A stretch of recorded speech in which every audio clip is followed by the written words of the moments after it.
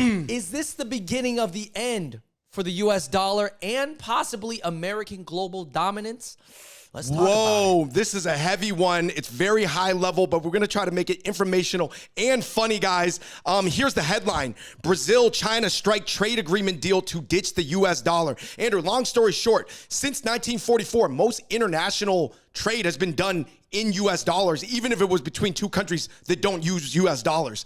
But China and Brazil, which is two huge economies, huge populations, they're not going to do that anymore. They're just going to trade direct with each other. So you're saying a country that is the best at soccer in the country who cannot even get their soccer team into the World Cup at all are teaming up against America, kind of. Well, they're not teaming up against America necessarily, but they're just bypassing the system of converting everything into USD to do trade. Is it kind of like, oh yeah, I need to save some money, like right now, like I'm getting charged an extra 5% on every transaction with you, Brazil. Like we should probably like stop doing this. Yeah, it's kind of like paying in cash at the Chinese restaurant to save like 5 or 10%. All right, guys. So what we're basically going to do is, and of course we did not study macro, even microeconomics or geopolitics at Harvard, Stanford, or whatever. We try to stay informed on this, and we, are intellectually honest, but we're not experts on it. So I don't want to go into the super details about like what's going to happen here. This is going to happen here. I don't know about that kind of stuff, but we are going to go through the different perspectives on the internet.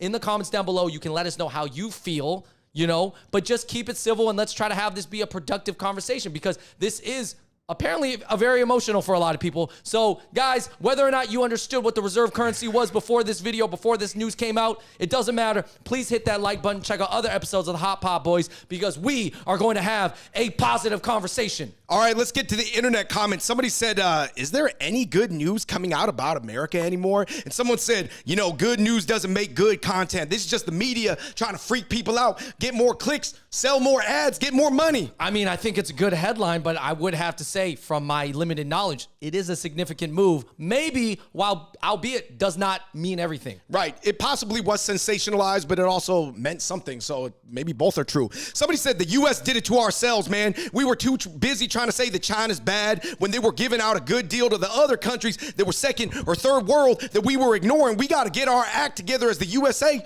and maybe come to the deal with some better deals. Yeah, no, it's true that China was cutting a lot of deals with more developing countries and developing economies, and therefore they're building those allies. That's something not that America wanted to do because they didn't see any interest in that. It didn't benefit America, and here we are. And also, America just is not competing on the same level it used to. That's a fact. Someone said, come on, man. I don't buy this China rising mumbo jumbo. They're going to be losing money on all those loans to those poor countries because those aren't run very well. They've got no good image or soft power respect in the developed world at all. Plus, man, the poor countries wouldn't even like them unless they needed them. Once their whole banking system falls apart, they're going to rebel against Winnie the Pooh. So nothing to worry about. Somebody said, economically, it's fine. They can switch to whatever currencies they want. I don't care if they trade in USD. It's more the military power that I'm worried about.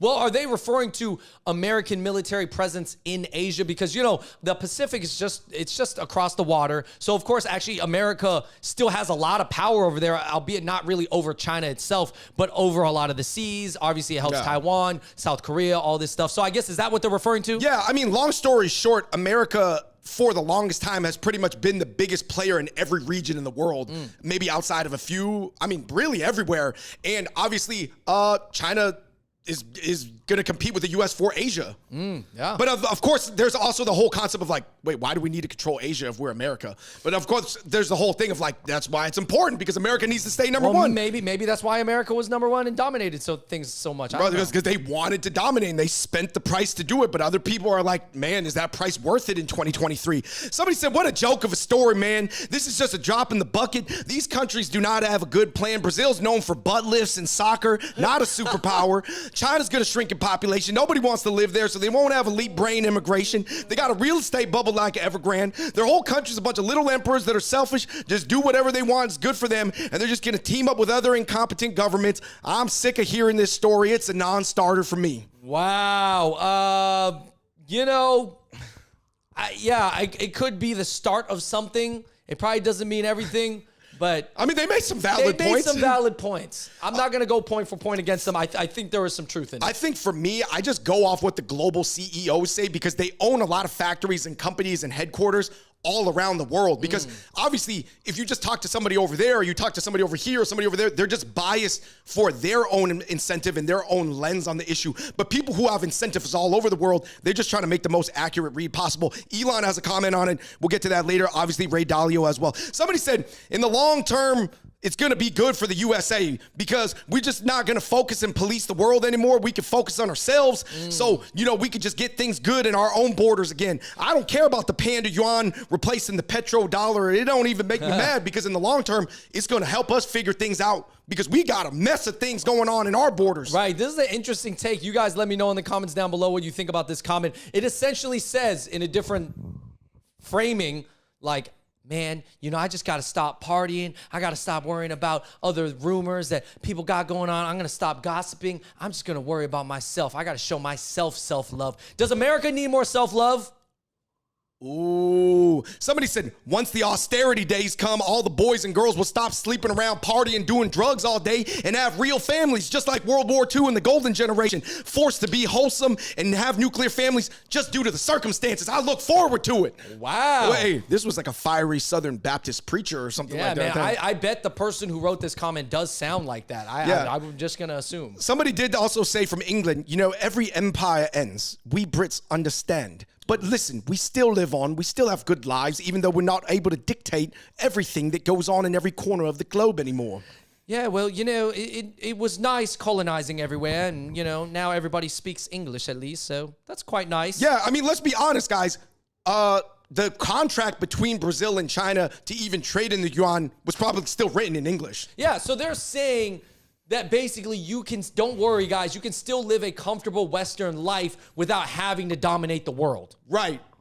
We are quite happy in the Netherlands. We gave it up. We used to dominate, but, it's okay. We just have what we have. We got a lot of stroopwafels. If you look at all the happiest places in the world, they're all up north. Yeah, they don't try to do too much, okay? Like we used to. Somebody said, this is what Elon said, Andrew. We're getting into the billionaires. Elon, Ray Dalio, they basically were like, the USA has been doing a lot of heavy-handed bully moves on the rest of the world, and they're kind of sick of it, whether that's printing so much money, so other people's USD holdings are weaker because they're flooding the market with, obviously, it's like a supply-demand equation. Other people said, yeah, listen, guys, I think Russia is doing a messed up thing right now, but if we void their bonds, it does also call into question like the sanctity of the banking system. Hey, America, for very long, you were a pretty cool bully. A lot of people like your style. They try to buy the same shoes that you wear. But somewhere along the road, I have to stand up to you. So I'm not taking your fee anymore. Yeah, we bought Nikes for so long and Jordans, but now we want Chowdan and Li Ning. What's wrong with it? Somebody said, listen, guys, we might have been bullies all around the world, but I'm a bully. I don't care. I'm American. So even though I guess the rest of the world is sick of America being bullies, I don't care because I'm trying to maintain dominance. And to me, that's my survival instinct. This was pretty interesting, Andrew, because a lot of internet comments, I find that they try to be like faux intellectuals, sort of like taking everything, global opinions into a matter. This was just straight, yeah, sure, maybe. I just don't care, though. America number one. You know what I can respect about this comment is that this guy's playing for his team. He's cheering for unapologetic. Bro, he is unapologetic for going for the home team. Right. And the home team is America. And he's like, hey, man, if America gained dominance of the world because we were dominant all around the world, doing all these things, having our hands in all these little cookie jars, so be it. Yeah, stay there. I think it's different. I do think American dominance over the last 100 years has definitely been sold to us, and I could see why it totally been sold this way, as we're the good guys who dominated the world. The other people who dominated the world were bad guys. Like, the world is better that we dominated it. I mean, I think obviously people are going to feel to be honest, I actually think a majority of people, Andrew, in America feel the way as this past comment does. It's not really the people who study all these macroeconomics at an elite level. Somebody said, our politicians sold us out, man. They divided us on social issues while doing all this shady, complex stuff that regular citizens can't understand behind the scenes, man. They only care about re-election or getting rich. They don't care about the big things anymore. They don't even care about the small things anymore. Yeah. No, I mean, listen. Like, safety is such a huge issue around America right now, safety and crime, and those things are very, very divisive issues. I will say this, And I'll explain more later. But essentially, America, listen, you're not going to hate or shame or blame your way out of this issue. America's got to compete. And it seemed like that when America dominated, they deserved it because they were competing at a high level. Right, they're kicking everybody's butt, so you deserve to be number one. It's It's almost it's like if the Warriors stopped doing what they were needing to do to be a dynasty, then why would they be the preeminent dynasty? Think about right? it. Because it's the global ranking, there is no favoritism because there is no larger governing body that like their God does not choose. Well, some people would think that God chose America, but I'm saying God is not picking favorites in this. It's just the country's got to compete. But what about manifest destiny? That's what God told me. Somebody said it's not just the politicians, it's the entire society in general. Nobody cares about anything anymore. Not the larger community, not their micro neighborhood community. Nobody cares about patriotism. It's just about getting rich and being clout and getting neck tats and being lit. In this whole Kardashian, Pete Davidson world that we've just become. Yeah. You know what's interesting? I was watching this video, and I don't know how true it is, but it was from a reputable source, and they were talking about now in America, people care more about making money more than they ever have in their life. Now, that could be partially fueled by social media, but it could just be what happens in the future. So I think like just everybody is concerned, young or old, is concerned with making money. And it is kind of not good in a macro picture. Somebody said, I am in a third world country, and I am very happy this is happening. This is my perspective coming from my country. You have to understand. Yeah. I mean, it makes sense, right? Listen, guys, the world is more globalized now. Everybody's perspective holds more weight than it used to. Somebody said, as an Aussie, for me, it's pretty amazing to see how far the U.S. has fallen between Trump and Biden. They just keep making bad mistakes that keep snowballing on each other. Yeah. It's pretty crazy to me. I never would have anticipated. I feel like Democrats and Republicans, everybody got to take blame, man, because it's not Everybody, just one bro. party. Listen, we've been switching parties for the last, 20, 30 years for presidents. So I don't know, but I feel like this 4-year presidential thing is just like, it's an old structure that was working when America was dominant. But now that America is so disorganized, it almost seems like that's not enough time for a president to make an actual positive Yeah, impact. it's sort of like dunking on everybody work when Dwight Howard was young. You know what I mean? And then I don't know. I'm not saying, America's like Dwight Howard. I'm just saying. Somebody said, I hope it happens. I'm American, but I just think trying to run the entire world isn't working anymore. And we just got to focus on what we got going on within our borders. America needs self-love. But also this other comment said, man, well, if you look at it, everybody still wants to move to America. How come all the immigrants want to come here? So clearly we're still by far the best country. And I'll say this, guys. I acknowledge that is absolutely true because I think the day-to-day lifestyle is still the best in America. It's got the best salaries. There's always something going on here. It's not like based in traditional culture, which is kind of boring, especially if you're American. I'll say this, though. What is happening on a geopolitical level, dictating all these things, and what's happening like on a day-to-day level at your mall or like the concert you went to, they are pretty separate for a while. Like you don't really see the connection because there's a lot of layers in between those two things. But David, they just opened up a grand big old mall in New Jersey. It seems like America's doing fine. Somebody said this is going to lead to World War III because once America knows it can't win anymore economically, it's going to lean on the one thing that is dominant by and far and large. It's the military. Yeah, I hope it doesn't happen, man. Yeah, I mean, I've heard this theory before. Like I said, I think that's more of a doomsday one. But yeah, it's out there. Somebody said it's just cyclical. Look at the cycle patterns. Everybody had 100 years. Spain, Portugal, France, Germany, the UK. And then, the U.S. had it since 1944. It's just cycling out. What are you talking about? America is the pattern breaker. America doesn't abide by rules, and American dominance will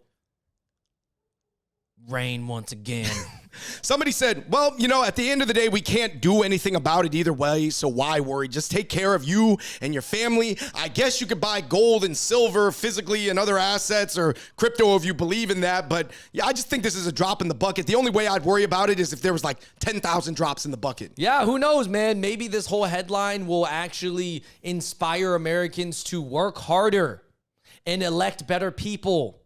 Maybe. Who knows, man? Will the worrying turn into action? That's my question. Yeah, whoo! We got to get to our takeaways, Andrew. A lot of these comment sections have my brain thinking about a lot of things I do not think about on an everyday basis because, of course, we're talking about high-level macroeconomics right now. Andrew, do you think it was just a cost-saving measure? We were joking earlier. It's just like, yeah, man, it's just like paying in cash at the Chinese restaurant. They give you discount. I don't think it's a small drop in the bucket. I mean, it's definitely significant because it's China and Brazil. No offense, this is not like two smaller countries like Uruguay and Ecuador, Burma, who knows? Yeah. Burma, yeah. Like it's not, yeah. Like these are very significant players in the world economy. So if big dogs do it, then it might inspire a bunch of other medium or smaller dogs to do it. And if enough people do it, then no longer is it 60 or 70% of the world uses US dollars, then maybe it's 50% and 40%. And Somebody said, honestly, this has always happened, but the last time it switched over from the British pound to the US dollar,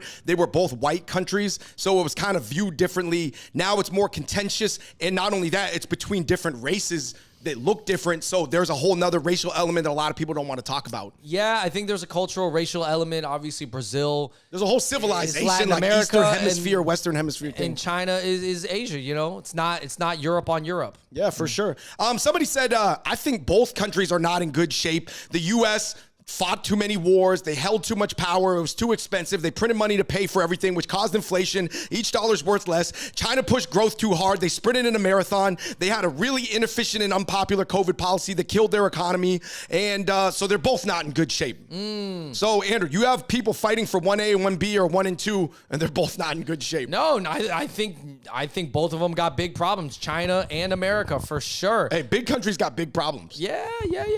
Somebody said they also have cultural issues. For example, the U.S. is so divided and not focused on structural systems. There's a social divide, but you have to be able to agree to keep the roads paved and the schools safe and everybody educated. And basically, people have to be able to disagree on identity issues while keeping everything else flowing. Yo, is this going to be kind of like a war of attrition? Where it's like both sides are weak, but it's just like who wears each other down the most versus who actually beats each other?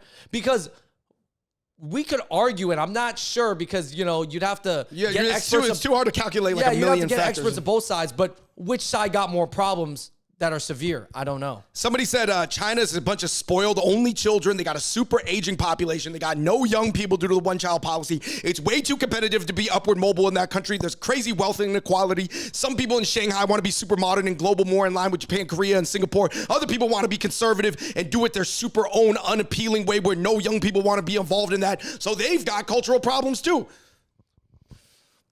Everybody got problems, man. Everybody got problems. So I guess what can you do, Andrew? I mean, like this whole unipolar to dual polar discussion, I'm sure we can get into it for like a trillion hours. Like there's so many symposiums on YouTube about it.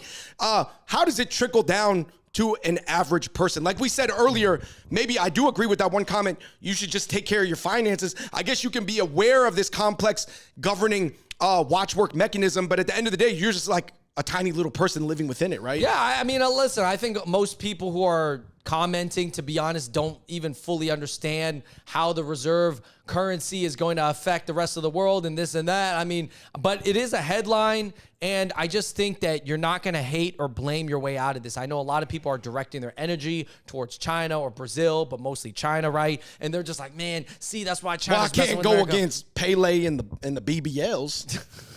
But at the end of the day, listen, you are not going to blame or shame your way out of this. Directing your energy towards China, which is essentially, because you don't like talk to actual Chinese people or like you're not in that country. So it's not going to really matter. It's almost theoretical at that point. Yeah, people like to talk about China like it's a person. Yeah, like it's a person they can talk to. Yeah. Like, yeah, China's over there in the corner of that room messing with me in my house. No, it's not, guys. But what I'm saying is like, man, the only people who are going to suffer are essentially innocent Asian people. So at the end of the day, I will say this. Sometimes it's cool to read the headlines and sort of know what's going on, but you shouldn't get too caught up in this geopolitics because you only have one life and you just gotta work hard and raise your family. That's it. And by the way, I absolutely do think that America and China are in competition, and I hope that America wins the competition, but I hope that they win it by competing. Right. If they get their act together and they mitigate their downside, of course, every big country is always going to have big problems, but if they can mitigate the problems or at least, not let it stop the other watch work, then they can stay competitive. Yeah, but nobody guarantees you anything in this life, Hey, you got to work hard. You got to work for it. Guys, you want that starting spot? Well, guess what? That point guard is kind of slacking right now. And like you said, I just feel like a lot of Americans right now, they're trying to hate, shame, and blame their way out of it. It's not going to make America stronger to just be like, I hate China and Chinese people in your mind, and then your life is a mess. Your community is a mess because obviously a community is made up of a bunch of micro lives collectively together in one cohesive unit. So I don't know, man. Hey, America will be great again by hating on China. Anyway, guys, let us know what you think in the comment section below. Guys, we try to give you the whole spectrum on this channel, from AZN to all this BRICS reserve currency stuff. Let us know. Keep it civil. Until next time, we the Hot Pot Boys. We out. Peace.